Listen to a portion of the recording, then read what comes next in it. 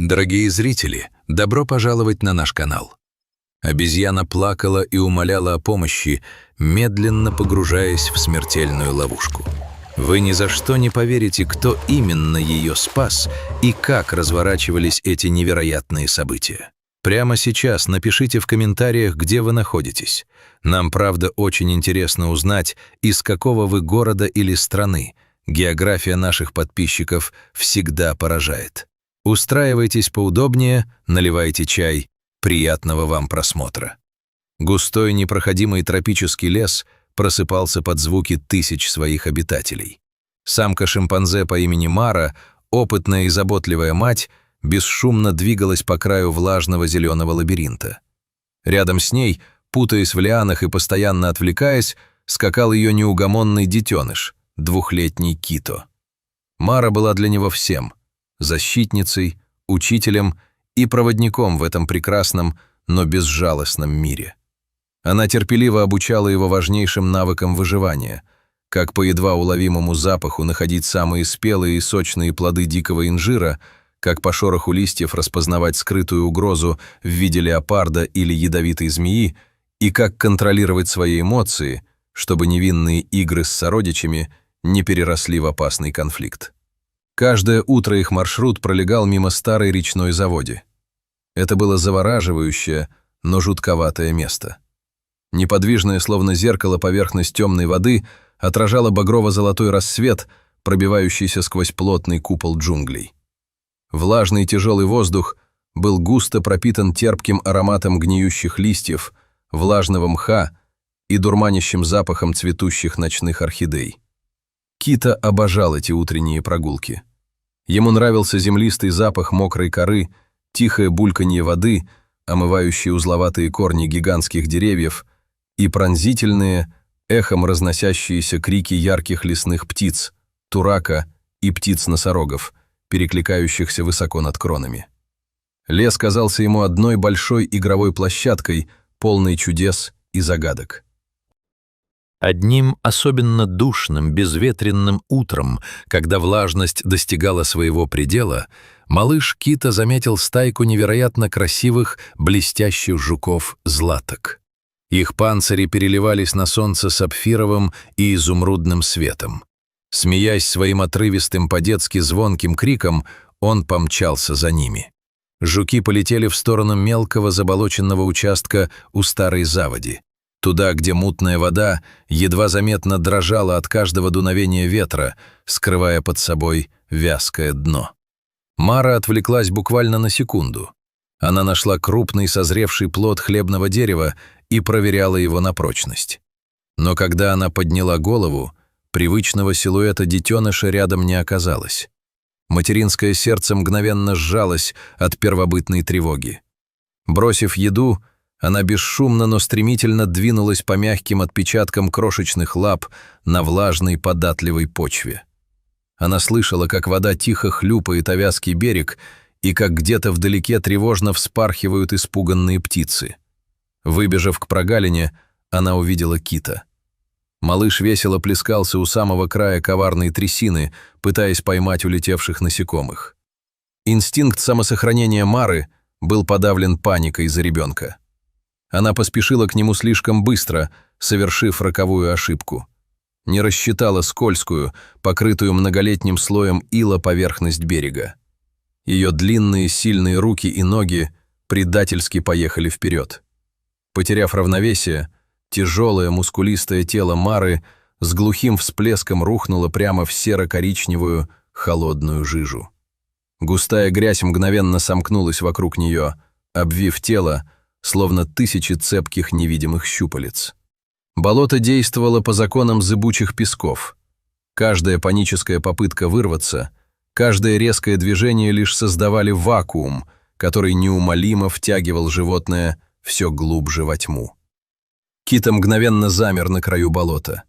Его темные выразительные глаза расширились от неподдельного ужаса. Он понял, что мама в беде. Пронзительный, душераздирающий крик отчаяния разрезал неподвижный тяжелый воздух джунглей.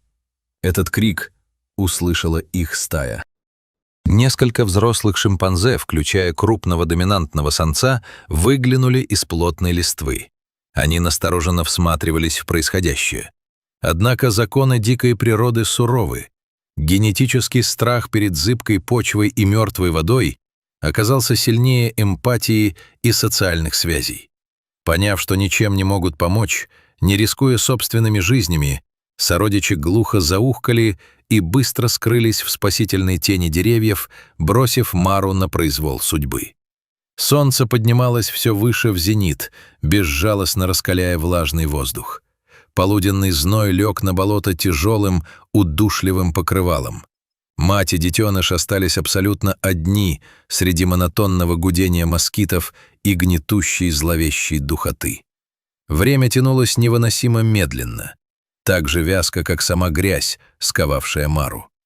Ее дыхание становилось все более тяжелым, грудь поднималась с огромным усилием, преодолевая давление плотного ила. Веки начали опускаться от чудовищной усталости, обезвоживания и нарастающего отчаяния. Грязь дошла ей уже до середины груди. Кита в панике метался вдоль безопасной кромки берега. Он срывал голос от непрерывного крика, тянул к ней свои маленькие ручки, совершенно не понимая, как вытащить маму. Мара, чувствуя, что чем яростнее она сопротивляется, тем быстрее приближает свой конец, постепенно перестала дергаться. Она замерла, экономя последние крохи кислорода, и лишь смотрела на своего сына долгим, прощающим, полным безграничной любви взглядом. Она словно старалась передать ему свое спокойствие перед неизбежным. Обессиленный Кита опустился на песчаную кромку у самых корней. Его глаза блестели от непрекращающихся слез и глубокого непонимания происходящего, а маленькое пушистое тело било крупная дрожь.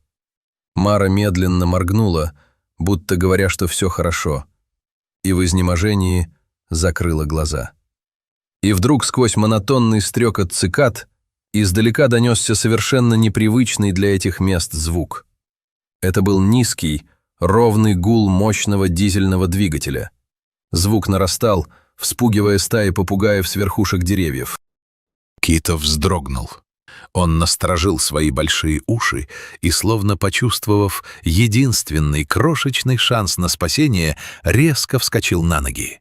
Из-за крутого поворота заросшей грунтовой дороги показался тяжелый полноприводный внедорожник местной исследовательской станции. Двое ученых-биологов возвращались на базу после утреннего обхода западного сектора заповедника. То, что произошло дальше, противоречило всем инстинктам дикого животного. Вместо того, чтобы спрятаться от пугающей железной машины и людей, Кита выбежал прямо на середину дороги. Он встал на задние лапы прямо перед надвигающимся бампером. Он весь дрожал от первобытного страха перед ревущим мотором, но его поза была полна отчаянной решимости, а взгляд был неотрывно устремлен прямо в лобовое стекло. Водитель, выругавшись от неожиданности, ударил по тормозам. Тяжелая машина остановилась в метре от малыша, подняв облако красной пыли. Второй сотрудник, доктор Картер, осторожно приоткрыл дверь и огляделся. Ситуация была нестандартной. Одинокий детеныш шимпанзе на дороге — это нонсенс. Где-то рядом должна быть агрессивно настроенная стая. Но никого не было. Увидев, что люди остановились, Кита резко развернулся и бросился бежать в сторону кустарников, ведущих к болоту. Пробежав пару метров, он остановился, обернулся на машину и снова закричал, взмахнув рукой. «Он зовет нас за собой», — тихо сказал Картер, переглянувшись с напарником. Водитель включил пониженную передачу, и машина медленно двинулась следом. Колеса осторожно катились по неровной, усыпанной корнями дороге, пока через густую, как стена, растительность не показалась злополучная трясина. Картина, открывшаяся исследователям, заставила их сердца сжаться. Посреди вязкой, булькающей жижи виднелась лишь голова и плечи Мары. Она была настолько измотана, что едва держала голову над поверхностью грязи, которая уже подступала к подбородку. Специалисты быстро вышли из машины. Они действовали без суеты, как профессионалы, привыкшие к нештатным ситуациям в дикой природе. Перед ними стояла сложнейшая задача. Оценив направление ветра и пути отхода, спасатели открыли багажник внедорожника. Они достали пневматическое ружье со снотворным, широкие доски, прочный трос и подготовили автомобильную лебедку. Сначала требовалось ввести минимальную дозу успокаивающего средства, чтобы Мара не запаниковала и не захлебнулась при попытке ее вытащить. Раздался тихий хлопок пневматики, и дротик с препаратом мягко вонзился в плечо животного. Через пару минут дыхание Мары стало ровнее, паника отступила. Началась самая опасная часть. Спасатели стали укладывать широкие складные щиты прямо поверх вязкого ила, формируя шаткую, но устойчивую дорожку к центру болота. Кита сидел на ближайшей ветке, не сводя огромных глаз с матери, с робкой надеждой поглядывая на людей. Один из биологов обвязал себя страховочной веревкой, закрепив ее за бампер джипа, и с бухтой троса в руках осторожно шагнул вперед. Щиты под его весом предательски прогибались, ил чавкал, но опора держала. Второй исследователь контролировал ситуацию с твердого берега. Подобравшись к Маре, биолог аккуратно провел широкие мягкие стропы вокруг ее грудной клетки, строго избегая области шеи, чтобы не перекрыть животному дыхание. Завязав надежный узел, он медленно попятился назад и, выбравшись на твердую землю, подал знак напарнику.